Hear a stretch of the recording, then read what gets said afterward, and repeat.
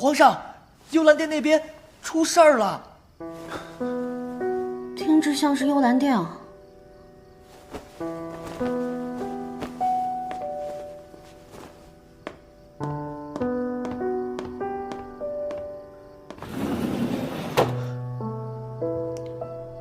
何事？是将士。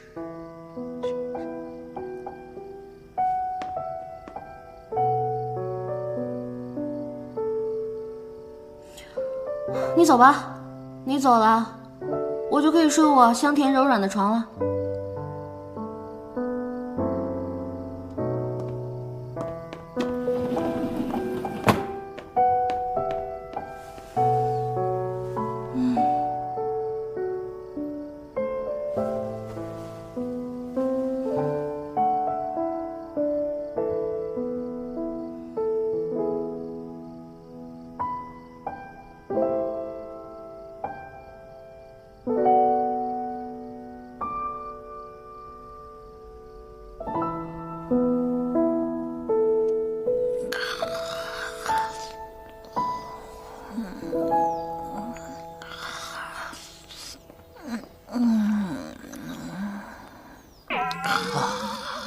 绿篱，绿篱，啊，好恶心呐！蹭了我一手哈喇子啊！绿篱，谁敢坏我们家娘娘的好事，我跟他拼命！杨公子，怎么是你啊？不是我能是谁啊？一大早上的谁啊？来的正好，这是九哥让我给你的。怎么冷不丁的送来这么一个玩意儿？这是九哥特意找人做的，金的，说是只有黄金才能代表他的心。他是同意了，那他为什么不自己送来？还不是你那个快递害的。自从他负责快递之后，整日都在忙，哪有空见你啊？东西我收下了，他的心意我明白了，你回去告诉他，快递的工作会慢慢走上正轨的，叫他不要太辛苦了。等一有时间呢，我就过去看他。娘娘，那就先告辞了。嗯。哼。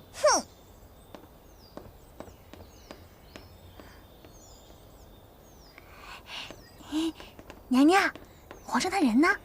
还没起床啊？昨天晚上被叫去幽兰殿了。幽兰殿？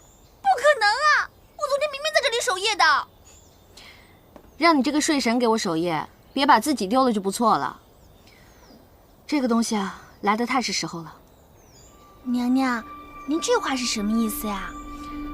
今天早晨我还在想，昨天晚上那一出，算是让齐生的心计显露无遗了。他迟早是要把江氏扶正的，如果在这个时候还不为自己打算，不就如同在等死吗？娘娘，那跟这个三角有什么关系啊？九王送了我这个三角，也就是让我吃了一颗定心丸。从现在起，我与九王就是同一战线的战友了。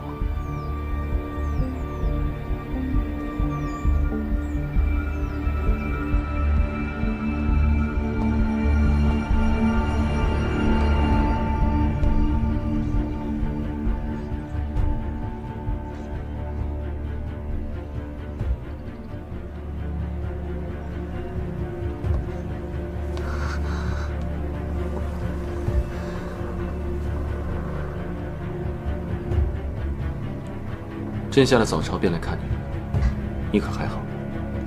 妾身并无大碍，现在陛下来了，妾身就感觉好很多了。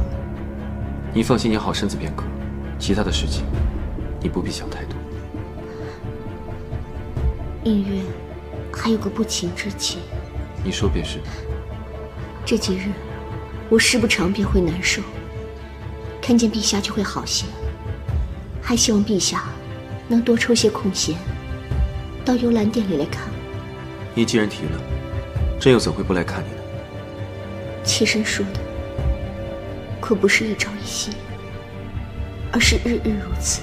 这是朕的责任，朕若是拒绝你的要求，倒显得朕是个薄情寡义之人。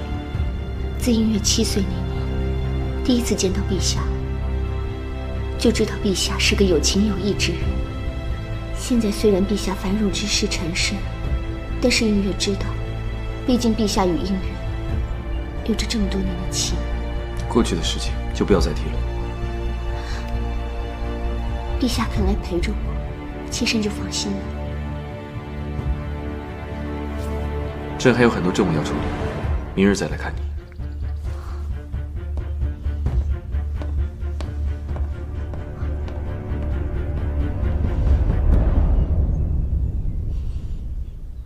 挂哪儿呢？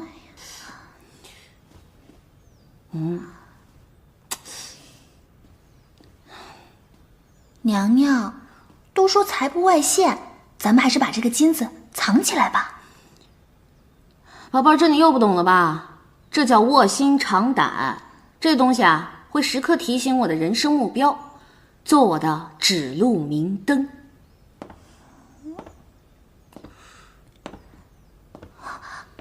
娘娘，哦，娘娘，干什么呢？这个灯歪了。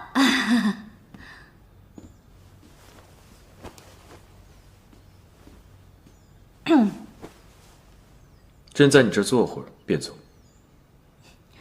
怎么着？昨晚没睡好，跑我这儿捕回笼觉来了？你说话能不能不要如此夹枪带棒的？对不起啊，皇上。如果你喜欢听那种撒娇妩媚的话呢，麻烦您出门左转幽兰殿去。这个呀，我真不会。朕本来是想向你道歉的，昨晚确实是有要紧的事情，突然离开，是迫不得已。你既然如此，朕这就走了。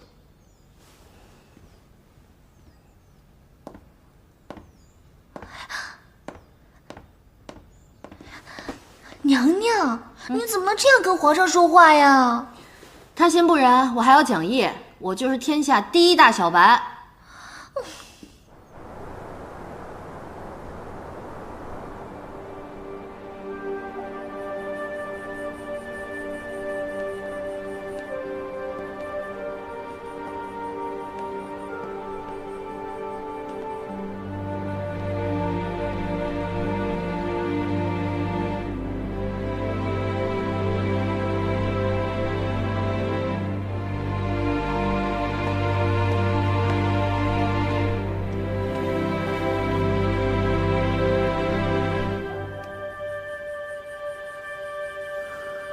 太医已经处理过伤口了，妾身现在已经好多了。你为何要做这样伤害自己的事情？妾身觉得对不起陛下。此话怎讲？臣妾怀了陛下的孩子，太医说已经有3个多月的身孕了。是因为对不起陛下，妾身知道，现在这个时候来这么个孩子，就是给陛下添麻烦，所以妾身才想，不如和这个孩子一起死了算了。你说的这是什么话？映月明白，陛下留映月在这空中飘扬，已是极大的恩赐。可如今这个孩子，是所有人都容不下的呀。你放心，朕定会尽力保全这个孩子。陛下保了他又能如何？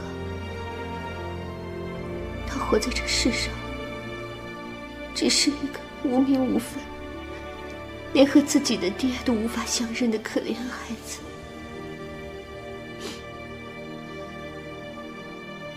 你放心，既是朕的骨肉，朕定不会让他受一点委屈。若是这孩子真的有了名分，姐姐知道了这件事情，会不会心里过不去呢？是妾身对不起姐姐，可是这孩子毕竟是妾身的亲生骨肉，妾身也不能对不起自己的孩子啊。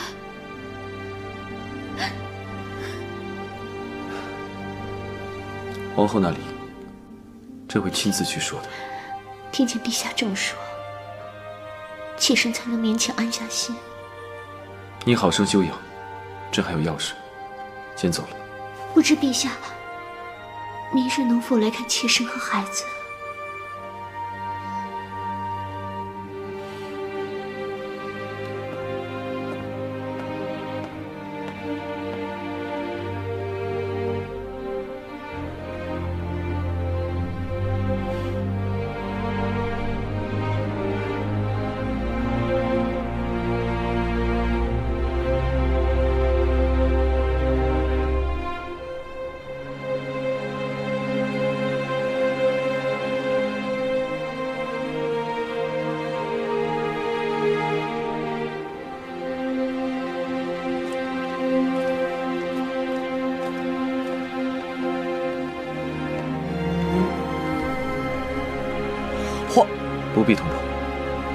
朕这就走了。您不进去了？朕不知该如何向他解释，他知道了一定会很伤心，就让他再无忧快乐的过几日。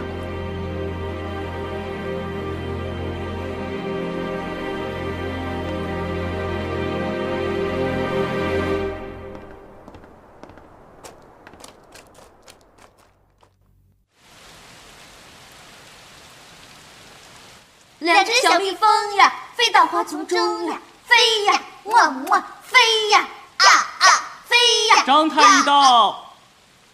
小张，我没叫他呀。娘娘您忘了呀？咱们宫里太医要定期例行为娘娘把脉，看一下可否有隐藏的病症。哦，把他叫进来吧。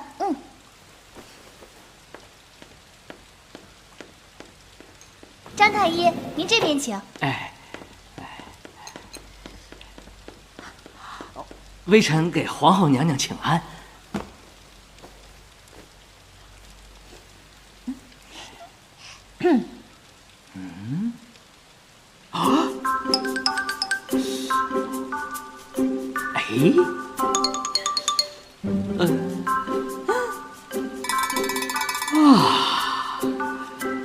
小张，看你这表情，我是不是病得很复杂？恭喜皇后娘娘，娘娘这是喜脉呀！你丫说什么呢你？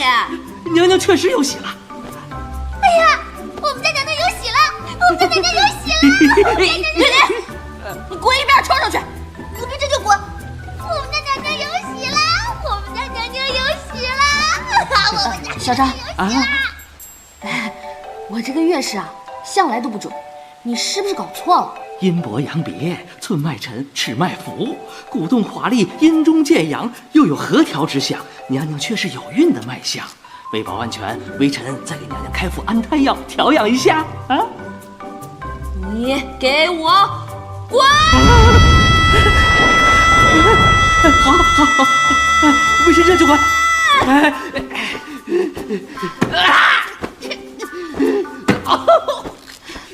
哎呦！滚！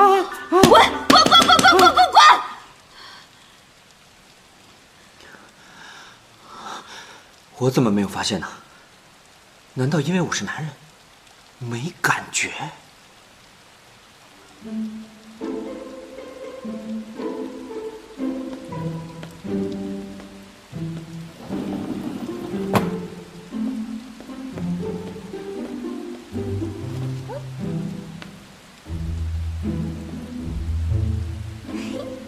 娘娘，您该起来了，快起来吃点东西。我已经没有脸在这个世界了，让我逃避一会儿吧。那我可先走喽。娘娘，我先下去了。站住！你手里拿什么东西啊？没什么。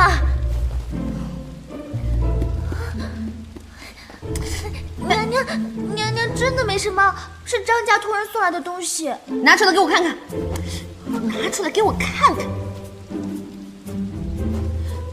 娘娘，这是张家托了城里最好的裁缝专门做的小孩的衣服。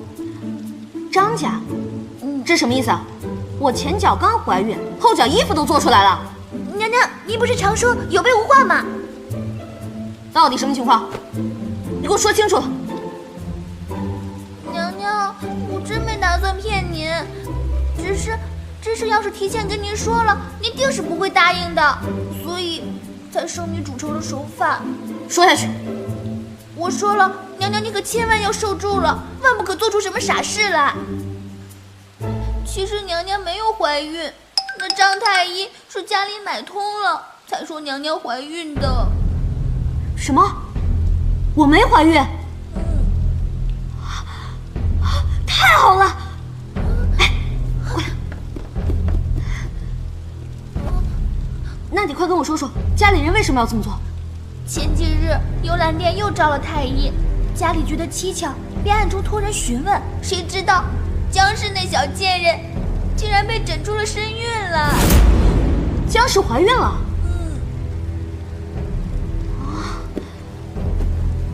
难怪皇上前段时间去幽兰殿了，原来是为了这事儿。娘娘，你可一定要忍住啊！就算是打掉了牙齿，也要活着写。往肚里咽。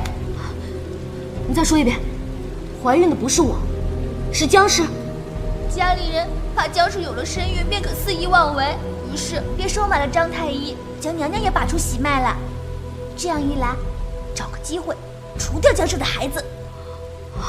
你们真的太狠了，真是最毒不过妇人心呐！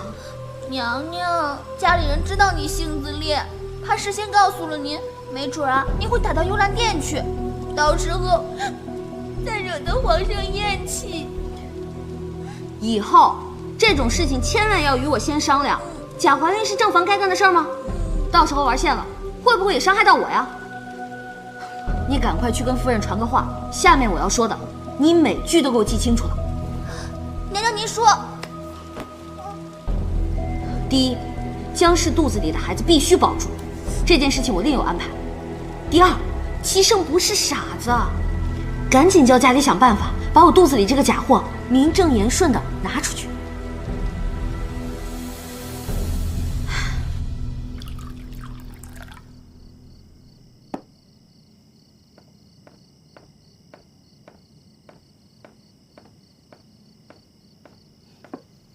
皇上吉祥。不必多礼，你怀孕的事，太医已经告诉朕了。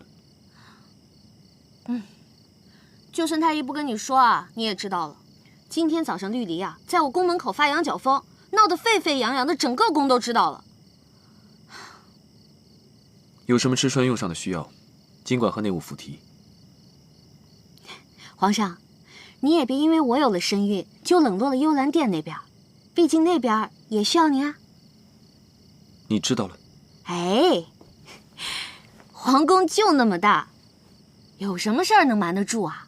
再说了，这又不是什么坏事儿，我们大家都为您高兴呢，是吧，强公公？你这是在说反话吧？朕并不是有意要瞒着你的，只是那天你的态度，令朕实在无法开口。皇上，我可是真心实意的为你高兴。你高兴什么？我为皇上高兴，为江妹妹高兴，也为我自己高兴。你自己高兴是为什么？因为怀孕的不是我啊。皇上，你看哈，如果我跟江妹妹各生一男一女，就太好了，将来也是个伴儿。皇上呢，也早日儿女双全了。所以啊，我是真心实意的为你开心啊。别说了。哎呀，皇上，你可千万别因为我冷落了江妹妹，你就大胆放心的去照顾她啊。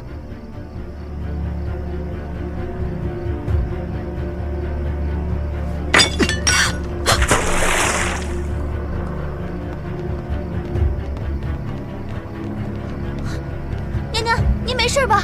有没有伤到？快让我看看。没事儿，齐胜啊，这是在和自己发现的。皇上真的没有打您吗？刚才动静那么大，快让我好好看看。没事儿。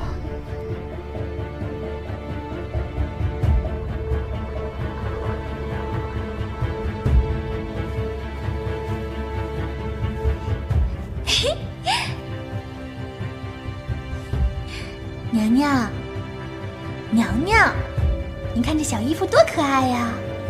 可爱，可爱有什么用啊？您真就不打算自己生一个？我？让我去生孩子，还不如让我去死。等您真有了孩子呀，就不会这么说了。哎呀，我这怀孕的消息一传出去，怕是要几家欢喜几家愁了。可不是嘛，姜氏那头呀，肯定恨死娘娘了。我说的不是他，姜氏是怎么想的，我真的没有心思去猜。只是九王这一次，一定是受到了很大的困扰。我与他刚立下盟约，就马上传出来我怀孕的消息，换做是谁，恐怕都难以接受。不行，九王那边还是有必要去见一面的。你去他府上给我传个话，说我要见他。嗯。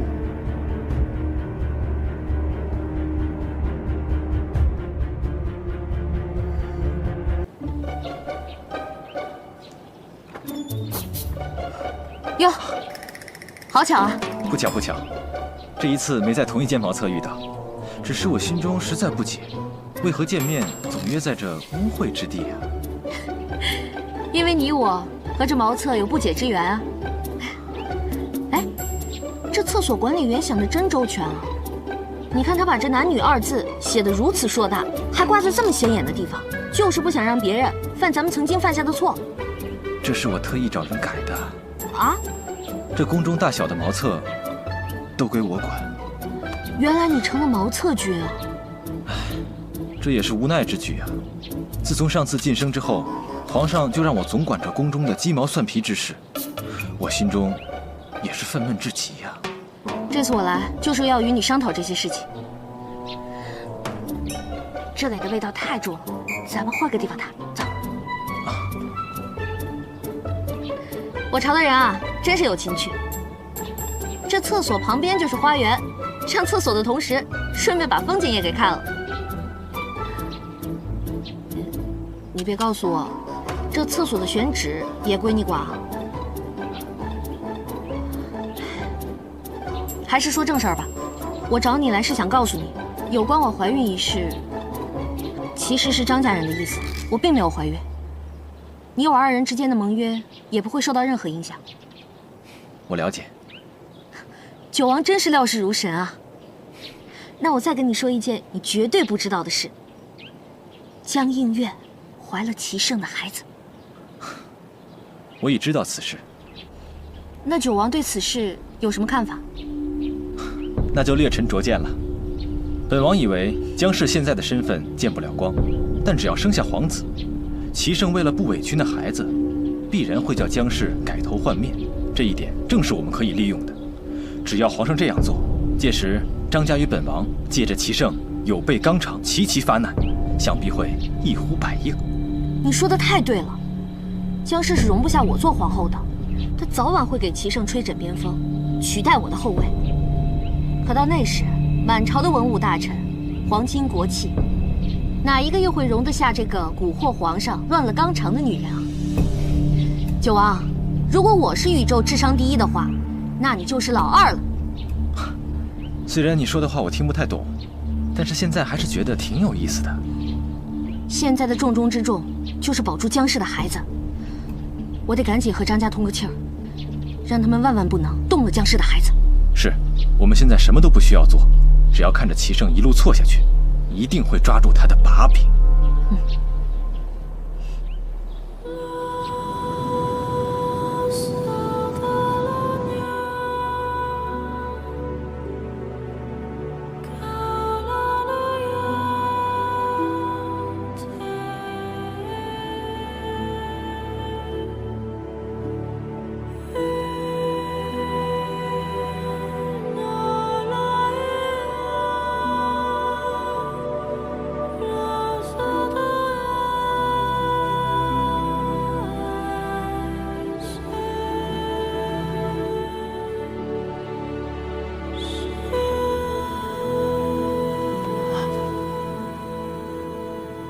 哇，这大晚上的把我叫过来是干什么？这一次一定要把持住，不能在同一个地方跌倒无数次。啊，妹妹，你怀有身孕，这样跳舞会动了胎气的。哎呀，不过妹妹这个舞姿啊，真是倾国倾城啊，难怪齐……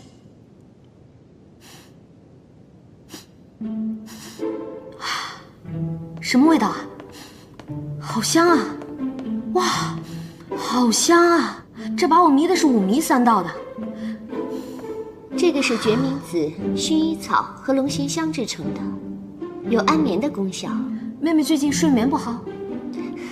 自从妹妹怀孕以来，我夜夜都睡得很好。只是皇上他经常批阅奏折到很晚，我这香是为皇上备着的。妹妹真是心细啊，难怪皇上喜欢来你这儿。若是姐姐喜欢，走的时候就拿去一些吧。啊，千万别给我！这香要是被我拿回去，绿篱一生的清白可就不保了。姐姐不肯收这香，是不是嫌弃妹妹呀？你怎么能这么想呢？我心疼你都来不及呢，怎么会嫌弃你呢？我向毛主席保证，只要是妹妹的，我都喜欢。比如肚子里的孩子。这说来也是巧，妹妹刚有了孩子，姐姐就怀了孩子。哎，姐姐的孩子不重要，妹妹的孩子才重要。妹妹，你可要好好的养胎。今日妹妹找姐姐前来，是想问姐姐是否知道咱们宫中有什么手艺精湛的裱画师傅呢？裱画师傅？不知道。以前皇上曾经给臣妾画过一幅画像，昨天收拾屋子的时候找到了，就想给裱起来。皇上还会画画？该不会是那种画吧？画不重要，重在皇上的心意。皇上给妾身画那幅画的时候，足足让妾身做了3个时辰呢。不知道皇上是否也给姐姐画过？哎，那种画我可没有，我向来都是拍照的那个人。哎呀，妹妹不知道皇上没有给姐姐画过，妹妹不是故意炫耀的，姐姐千万别误会了。妹妹放心，我没误会。小情侣嘛，相互画个画多正常啊。不过我可提醒你啊，这画啊，你可得收好了，流传出去啊，就是艳照门。艳照门是何物？哎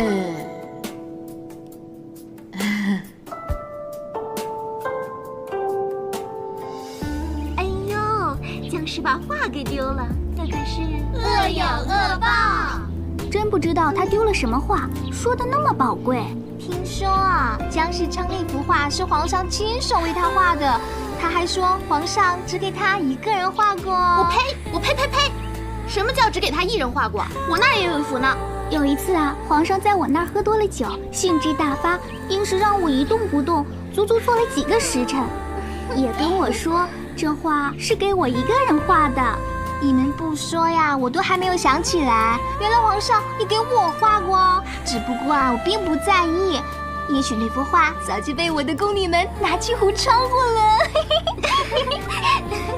这僵尸还真够自作多情的，以为那画是他的唯一呢。哎，皇后娘娘恐怕还不知道此事吧？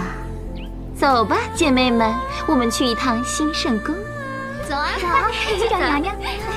来，快点，你啦。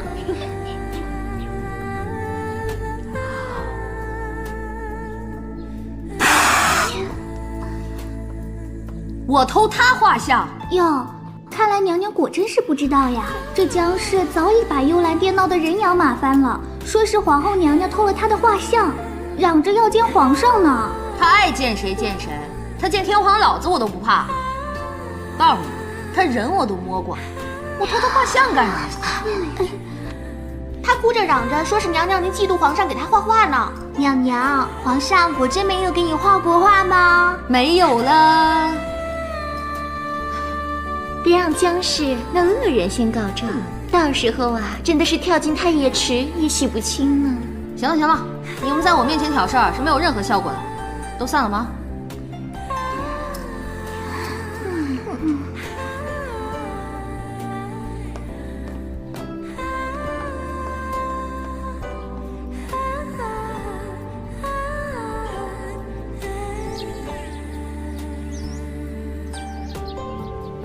哎呀，你就告诉人家嘛，人家好不容易才来求你一次。不是我不说，是我真不知道啊。皇上正在书房里安排人手探查此事，结果还不得而知呢。那你知不知道，僵尸丢的是什么画像啊？为什么我们家娘娘就没有？其实这画没有也罢，你回去告诉皇后娘娘，这事儿不用放在心上，因为这画像几乎我们后宫里人人都有一幅，就连我也有一幅呢。啊，你也有？上次皇上喝醉了，就给我也画了一幅。人家也想让皇上给我画一幅画像啊。那照现在这个情况呢，我们家娘娘没有才是好事呢。这画像也不是什么稀罕物件。我这就回去告诉娘娘。这个卸磨杀驴的丫头，就不能和我多聊两句吗？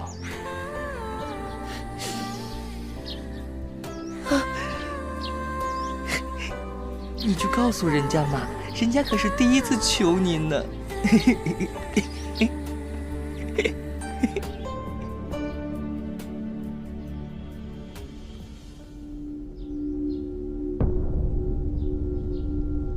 皇上，您找臣弟来，不知所谓何事？九弟最近不忙吧？虽不是要紧的差事，却被繁杂的小事缠身。像御花园中种植草木的种类，这一季宫中所需要的蔬菜是从南菜园送来的，还是西郊菜园的，都等着臣弟来定夺。看来你平日里倒是清闲。并不是什么容易的差事，越是小事，越是劳神费力，恐怕臣弟多有疏忽。不过区区琐事罢了，怎么就难倒你了？是不是觉得一身本领无处施展？臣弟并无此意。既然如此，朕现在就派给你一件能施展拳脚的差事，不知九弟愿不愿意？皇上交给臣弟的差事，臣弟定当肝脑涂地。幽兰殿那边，江氏的一幅画像是丢了，你去查查此事到底是什么情况。臣弟遵命。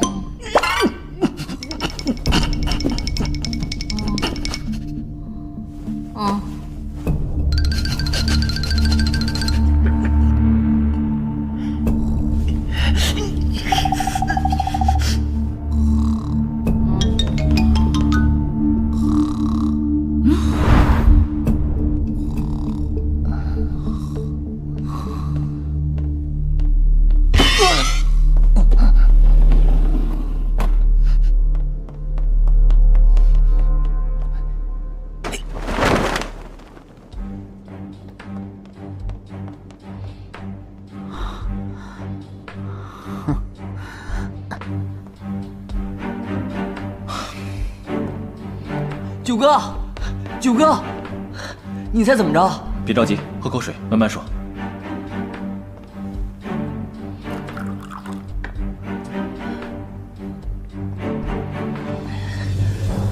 江氏丢失的那幅画，果真在女神姐姐那儿。你可看清楚了？错不了，在女神的衣柜里有幅江氏的画像。鹏鹏并不是那么小肚鸡肠的人，更不会为了一幅画像争风吃醋。可证据确凿，我相信此事并非他所为。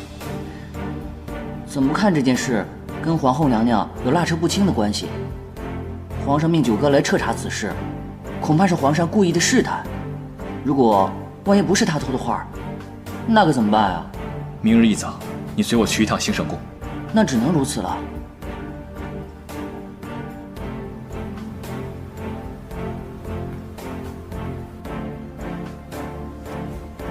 果然如您所料，皇上派去查案的人夜访兴圣宫了。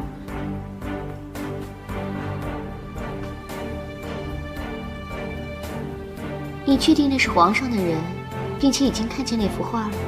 确定。那人发现那幅画之后，又放回了原处。如果是帮他的人，就会把画拿走了。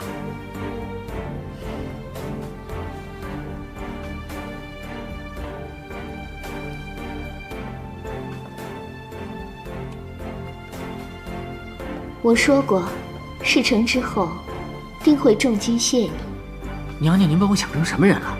我当初接下这单私活呀，也就是觉得娘娘您的遭遇，我太看不下去了。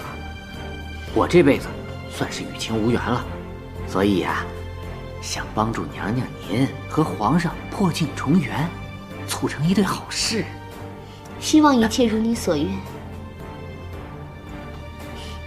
这个你一定要收下，永远离开此地。你对我的恩惠，我会记在心里的。拿人钱财与人消灾，自当小事。那小的祝娘娘心想事成了。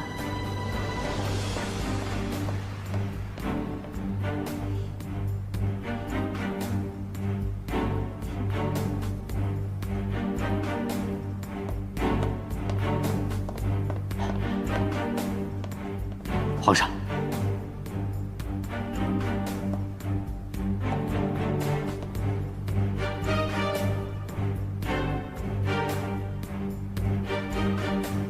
朕知道，你下去吧。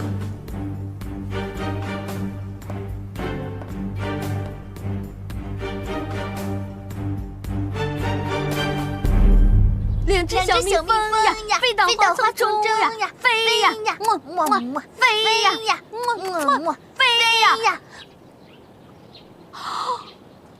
这对好基友今天一起来了。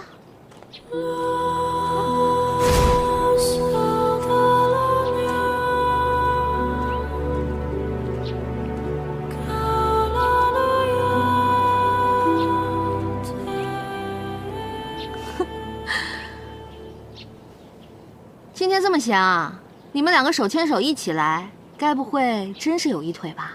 姐姐，你说什么呢？我们两个是纯洁的。哟，不知娘娘平日里对字画可有偏爱？哎呀，我小时候啊，画苹果像梨，画鸡像鸭。怎么突然问这个呀？江十舅的画就在你的药柜里。胡说！怎么着？没完没了了？我是干那种偷鸡摸狗的事的人吗？他说的也许是实情。绿蝶，你去我柜里看看，有没有他们说的话。本王是相信娘娘的，可是皇上命本王彻查此事，总要有个交代。对了，我顺便提一句啊，作为一个女人，你白天不注意言行也就罢了，但夜晚对一个女人的前途来讲太重要了。哎，你的睡相太差了。你又偷偷溜进我房间。哎，你放心，我就是想看看你的被子盖好了没。我除了看到你的丑态，我没干别的。娘娘，你的药柜里真的有一幅画。要如何处置此事，一切皆听娘娘的安排。本王大可装作什么都不知道。不用你替我担这么大的责任，一人做事一人当。到时候有什么你就直说，不用护着我。咱们现在去找齐胜，讨个说法。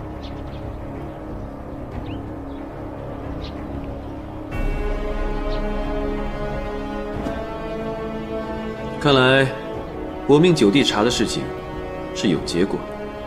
回皇上，这幅画的确是在兴圣宫找到的。皇后，会有什么话要说吗？我这个人最讨厌被人冤枉。我跟你说啊，你们谁也别想黑我。这幅画确实是在我宫里找到的，但不是我偷的。你可有什么证据？证据没有，要命一条，你看着办吧。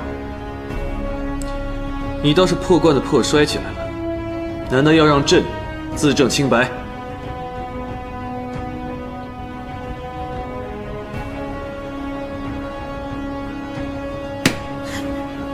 九王，朕命你查办此事，你却如此办事不力。要不是朕安排的密探已经告诉了朕，是有人夜里偷偷将画放进兴圣宫的，你岂不是要让皇后娘娘无辜蒙冤，让朕错怪了她？臣弟知错。果然是有人故意陷害我。你告诉我这个人是谁，我非打得他满地找牙。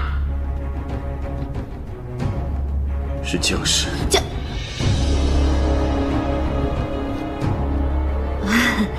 想必是妹妹记错了。这件事到头来也算是真相大白，我也没什么损失。皇上，您千万不要责怪妹妹了。如何处置，我自有分寸。哎呀，处置什么呀？还不是你那幅画闹的。你说你又不是张大千，干嘛到哪儿都留幅画呢？朕是在练自己的丹青技艺吧。以后啊，你不管到哪儿，只要在那门上刻上“齐圣到此一游”就行了，用不着画画那么麻烦。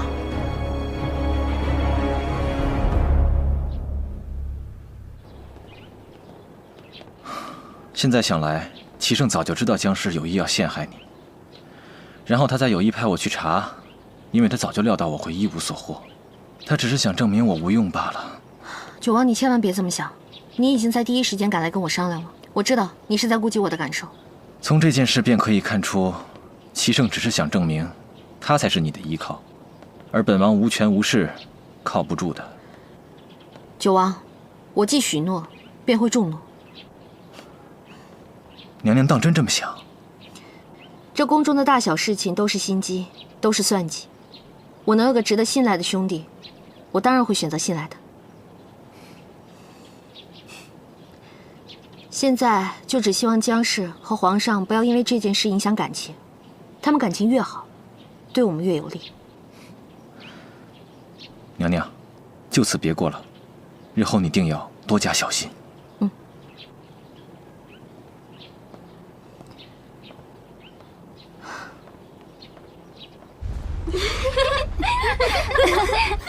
聊什么呢？笑得这么开心？哎，娘娘，您快来看呐！娘娘们把皇上的画像都拿出来了，供大家欣赏呢。我还真想看看这艳照到底长什么样子。来，娘娘，你先看看人家的。就这，还丹青？说好听点是抽象派，说不好听的，这简直就是一坨翔嘛！娘娘，您看我这个，每个娘娘都有一幅。原来暴走漫画的鼻祖是他，真是皇上的粑粑都香啊！可怜的江氏了，还一直把这视为珍宝。娘娘，还有我们的呢。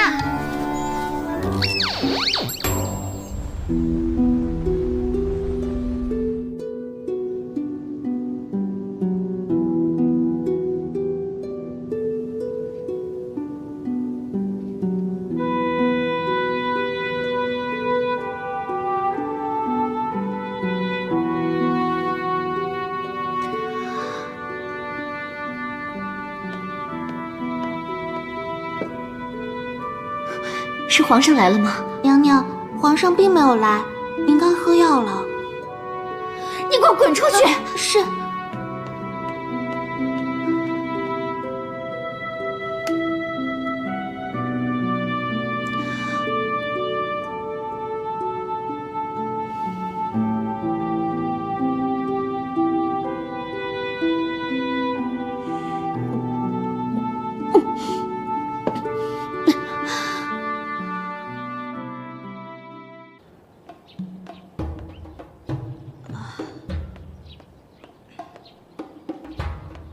娘娘，该喝药了。先把宋太医的药停了吧，咱们是时候计划一下，该出演那场流产的戏了。娘娘，你可真想好了，要是江氏真生了皇子，可就……我现在就是要力保他顺顺利利的生下皇子，谁要是敢坏了他生孩子的大事，我跟谁急？那就等您月事一来，咱们就抱小产。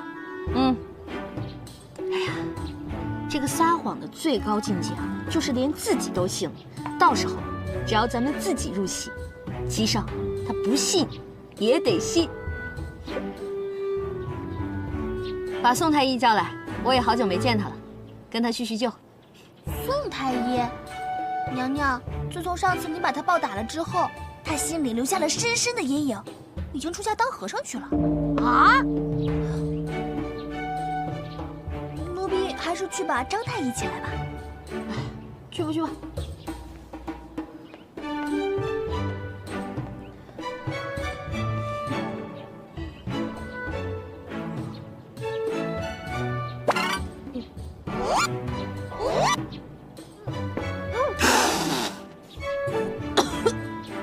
喝错了。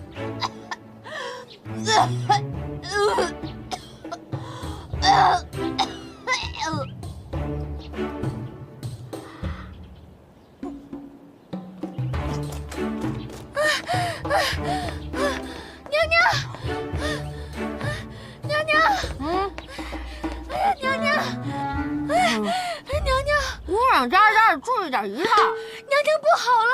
怎么不好了？差人呢？我刚刚路过幽兰殿，发现幽兰殿里已经乱成一锅粥了。说是太皇太后知道了幽兰殿的事儿，震怒，已经吩咐嬷嬷带着药去了。什么药啊？那种药，落胎的。你不早说！娘娘，注意仪态，仪态呀！哎呀，不要啊！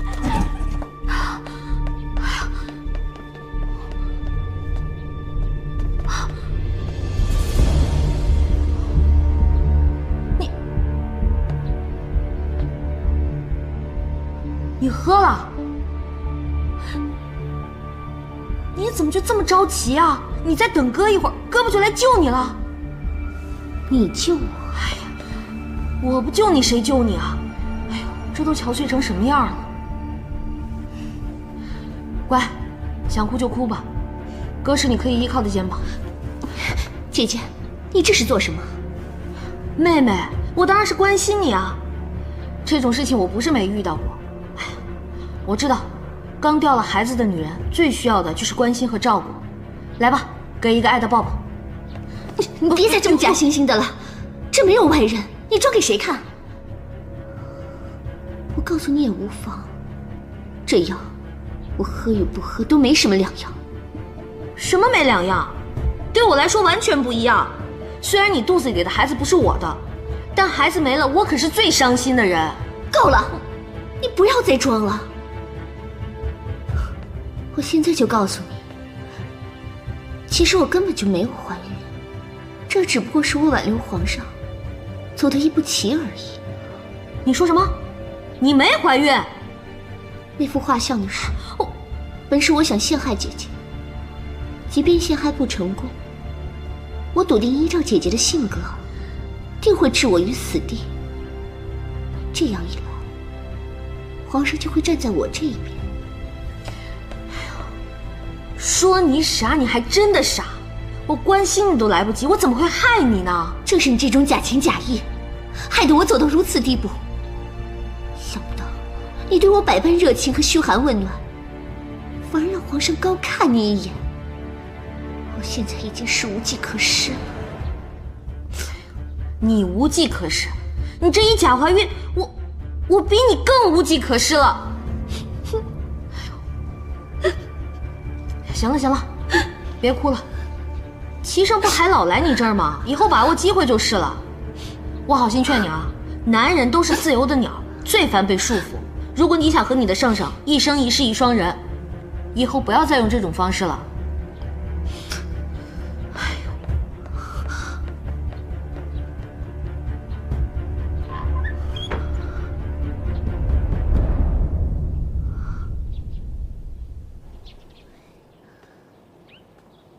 娘娘，怎么样了？江氏的没怀孕。啊？你说什么？哎呀，她是用了小三的惯用伎俩制假怀孕，为了笼络齐生的心。嘿，太好了！这样的话就省了咱们的事儿了，也不用咱们杀生作孽了。我的宝贝儿，这对我来说算什么好事儿啊？娘娘，江氏她没怀孕，你怎么还失望了呢？江映月生不下孩子，我用什么借口来搞掉齐胜？现在看来，之前的所有计划都无法实施了。娘娘，来日方长，咱们以后再想办法吧。我们先回宫吧，太医已经在那儿候着了。也只能这样了，走吧。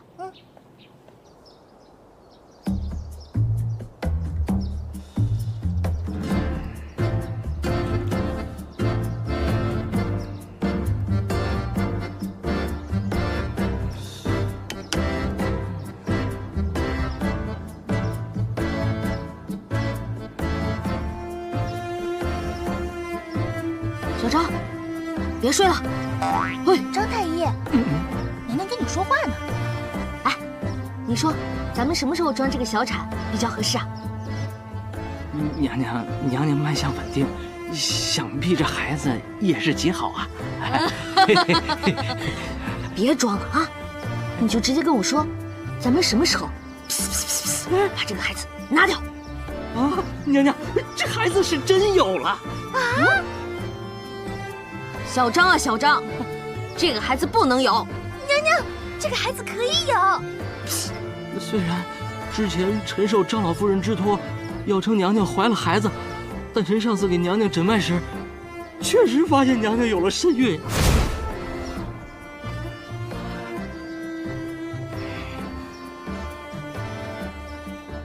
那你上次为什么不说？娘娘，臣和您如实说了呀。临走的时候，还嘱咐娘娘吃安胎药呢。臣也是如实向皇上禀报的呀。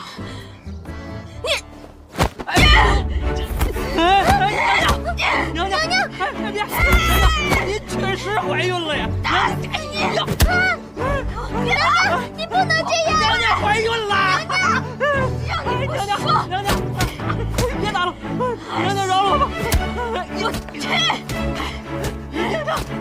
娘娘，您确实怀孕了呀！娘娘怀孕了呀！回来！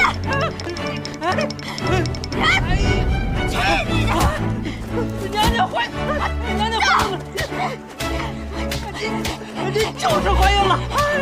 娘娘，哎呀，娘娘，这都怀上孕了，你怎么更心烦了呀？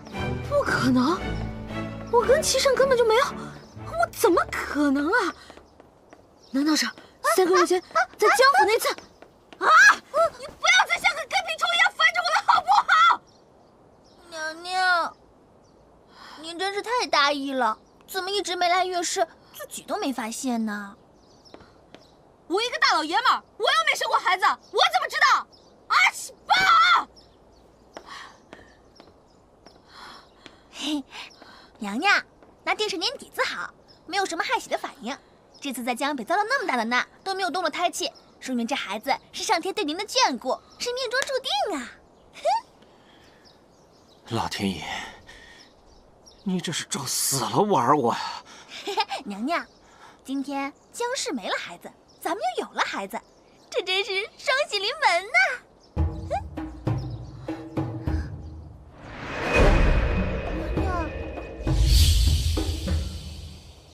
娘娘，您怎么了？娘娘，您怎么了？来人呐！快来人！娘娘！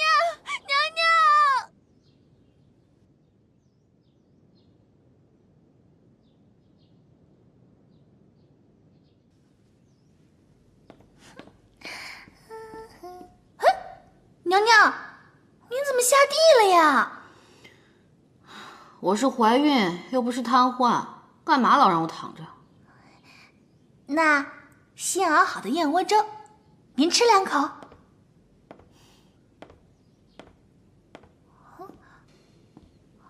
让朕来吧。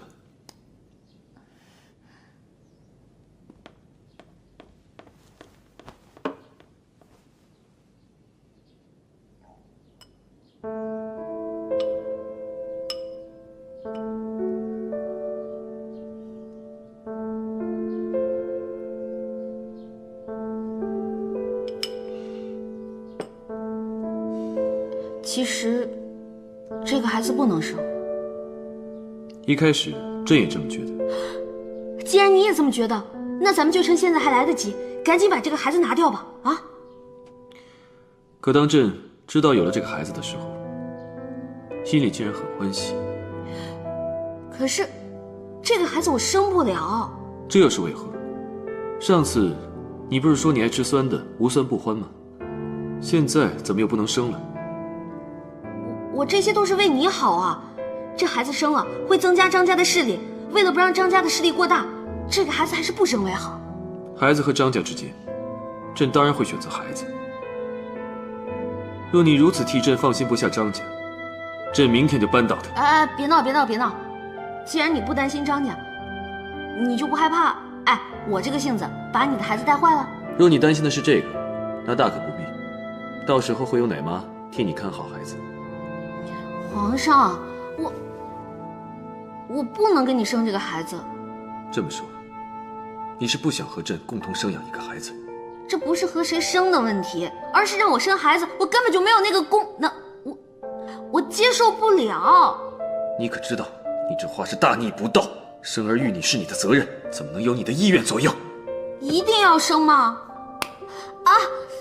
你若是敢对这个孩子做什么，朕是不会放过你的。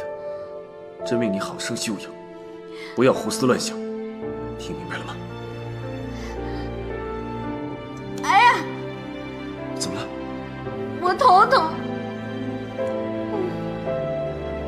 朕命御厨做了你最喜欢吃的榴莲粥，一会儿就送过来。我不想吃榴莲粥，我想吃鸭脖、鸭肠、鸭心、鸭锁骨。我头疼。哎呀！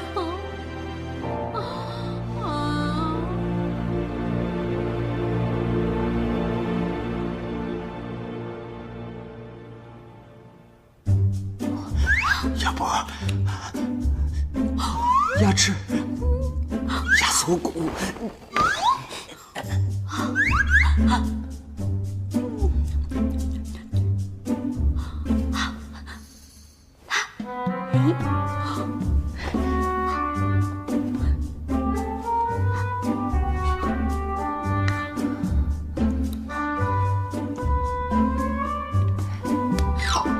猜猜我是谁？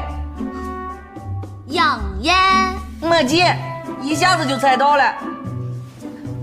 除了你还有谁呀？那你猜猜这是什么？桂花糕。啊！不要再提桂花糕3个字了。叫我好人，不用谢。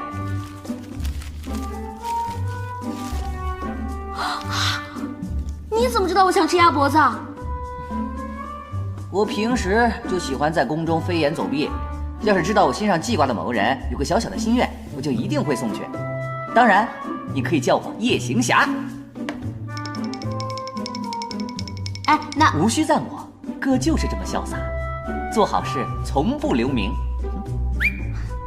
我就是想问问你，我是不是洗澡、睡觉你都要看？你这是在侮辱我！我有职业操守的，不该看的我绝不会看。我是夜行侠，不是偷窥狂。来，咱俩一起上。不吃。啊！哎，嫣然，我怎么觉得你老在我身边晃悠？你老实交代，你是不是对我有什么歪心思啊？那么能够，你是皇后，又是9个心尖上的人，我是喜欢你，但不是那种喜欢。那你说说看，你是喜欢我的模样呢，还是喜欢我的内心啊？我当然喜欢你的内心啊，我可不是那种肤浅之人。那看来你是喜欢男人。见证完毕。姐姐，你说什么呢？我就是想着有朝一日我要娶媳妇了，也要娶你这样的，最好也姓张，和你长得一样最好了。我跟你说啊，我可是独一无二的，我没有双胞胎兄弟。嗨，表姐妹也行。你是在让我给你介绍对象吗？姐姐，难道让我守着你嫁不出去吗？你也到年纪该娶媳妇了哈。哎，我就当一回月了啊。等我回老家，我给你撒么撒么啊。那我就等你气儿啊。哎，你下次啊，给我带那个周黑鸭的变态的。知道了，这个不够味儿。知道了。辣死了，辣死了！哎呀！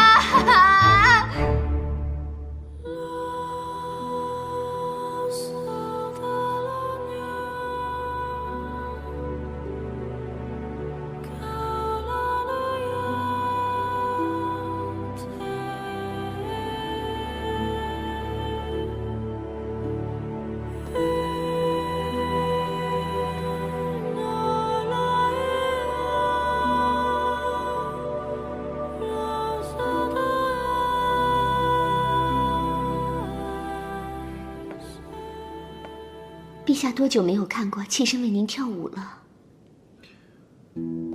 有时候正在想，把你接入宫里，究竟是对还是错？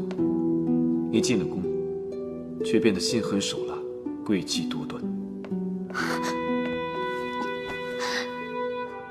皇上，上次你用画像一事要陷害皇后，朕并没有深究，一是念在你一时糊涂，二是皇后嘱咐朕不要为难于你。皇上竟是因为姐姐才不责罚臣妾的。不然呢？妾身以为皇上对我还有情，才会忍耐我的小性子。这已经不是你耍耍小性子那么简单的问题了。你居然谎称怀孕来欺骗朕！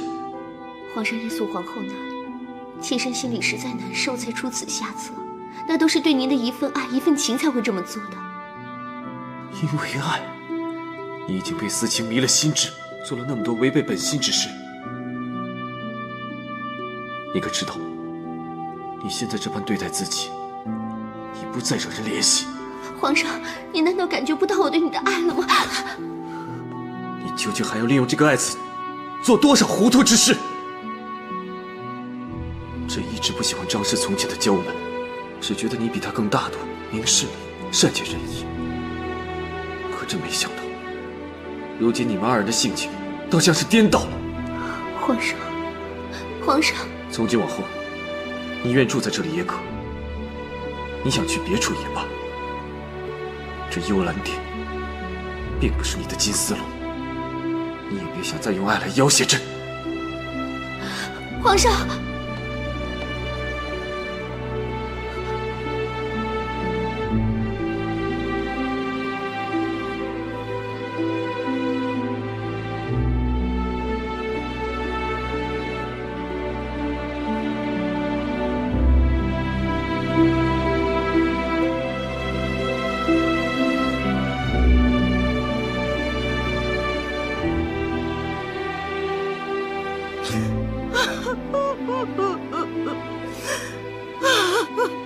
这些日子，娘一直吃斋念佛，求菩萨保佑娘娘。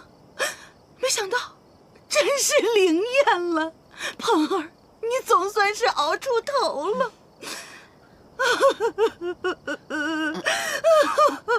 夫人，您快别哭了，看您这么一哭，琳琳也想哭。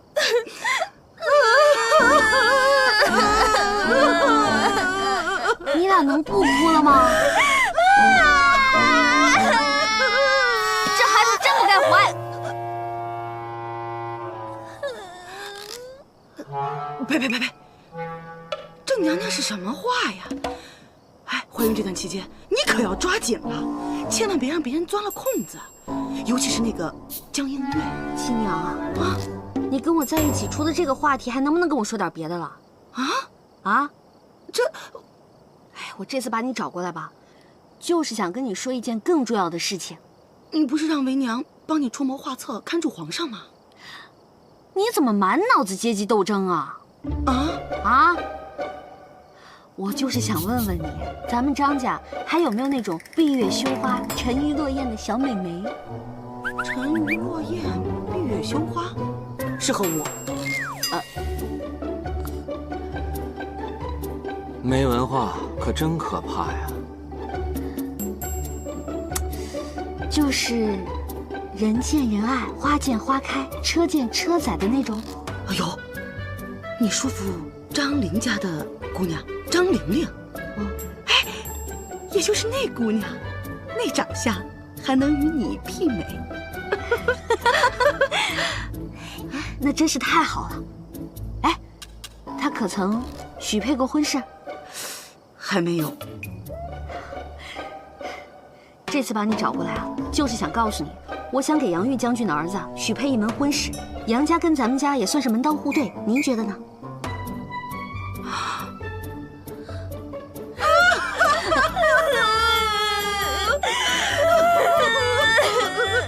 啊，太好了，这回咱们家可算是双喜临门了。